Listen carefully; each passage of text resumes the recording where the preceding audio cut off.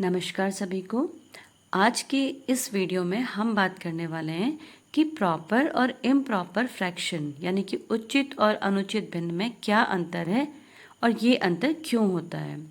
तो सबसे पहले जो हमारे पास भिन्न है वह है 2/4 यानी कि यहाँ पे न्यूमरेटर अंश 2 है और डिनोमिनेटर यानी कि हर 4 है। तो जो भी हमारे पास हर होता है उसका मतलब है कि वो कुल भागों की संख्या। तो यहाँ पे जो हमारा पूर्ण भाग है उसे हमने कुल 4 बराबर हिस्सों में बांट देना है। अब इसमें से हमने कितने हिस्से लेने हैं? 2। तो जब हम 4 में से 2 हिस्से ले रहे हैं तो हम आसानी से इसे ले सकते हैं।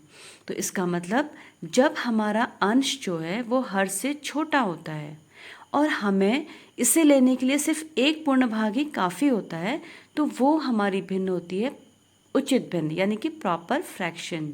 ऐसे ही अगले एग्जाम्पल में हम देख सकते हैं कि हमारे पास जो भिन्न है वो है 6/9 यानी कि हर जो है वो 9 है।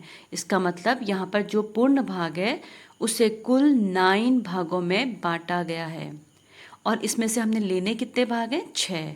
तो इस 9 में से जब हम 6 भाग ले रहे हैं तो हमारे लिए ये एक पूर्ण भाग काफ़ी है। हम इस 9 भाग में से 6 भाग आसानी से ले सकते हैं। तो यहाँ पर भी हमारा जो अंश है वो हर से छोटा है, इसीलिए 6/9 भी प्रॉपर फ्रैक्शन है यानी कि उचित भिन्न है। अब जो हमने एग्जाम्पल लिया है वो है 10/8। तो यहाँ पर हमें 8 में से 10 पार्ट्स लेने हैं। तो जैसे कि हमने पहले भी कहा था कि जो भी हमारा डिनोमिनेटर होता है यानी कि हर होता है, हमें उस पूर्ण भाग के उतने ही हिस्से करने होते हैं। तो जो भी हमारे पास पूर्ण भाग होगा हमने उसके 8 हिस्से ही करने हैं। तो सबसे पहले हम एक पूर्ण भाग लेते हैं और उसके हमको करने हैं 8 बराबर हिस्से। तो हमने यहाँ पे इस पूर्ण भाग के 8 बराबर हिस्से किए। तो हमने जब 8 हिस्से किए तो 8 में से 8 हिस्से लेने के बाद भी हम 10/8 नहीं बना सकते हैं। तो हमने इस पूर्ण भाग के 8 में से 8 हिस्से ले लिए। अब हमें यहाँ पे ज़रूरत है एक और पूर्ण भाग की, जिसके हमें फिर से 8 हिस्से करने होंगे और उसमें से हम लेंगे सिर्फ 2 हिस्से, क्योंकि 8 में से 8 हम पहले ले चुके हैं। अब हमें लेने हैं सिर्फ 2 और हिस्से।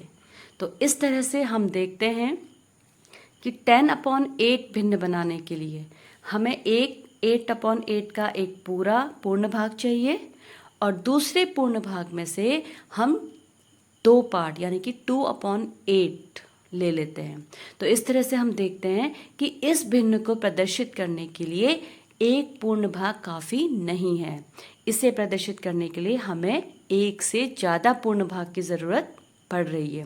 तो जिस भी भिन्न को प्रदर्शित करने के लिए एक से ज़्यादा पूर्ण भाग की ज़रूरत पड़ती है तो उस तरह की भिन्न इम्प्रॉपर फ्रैक्शन यानी कि अनुचित भिन्न होती हैं। जब हम किसी पूर्ण भाग के बराबर हिस्से करते हैं तो उसका प्रत्येक भाग क्या बन जाता है? भिन्न बन जाता है। तो वो भिन्न उचित भिन्न भी हो सकती है यानी कि प्रॉपर फ्रैक्शन, और वो अनुचित भिन्न भी हो सकती है। तो आज हम करेंगे कि कौन से भिन्न उचित है और कौन से भिन्न अनुचित। तो सबसे पहले जैसे हमारे पास है 7/8। तो माही आप बताओगे 7/8?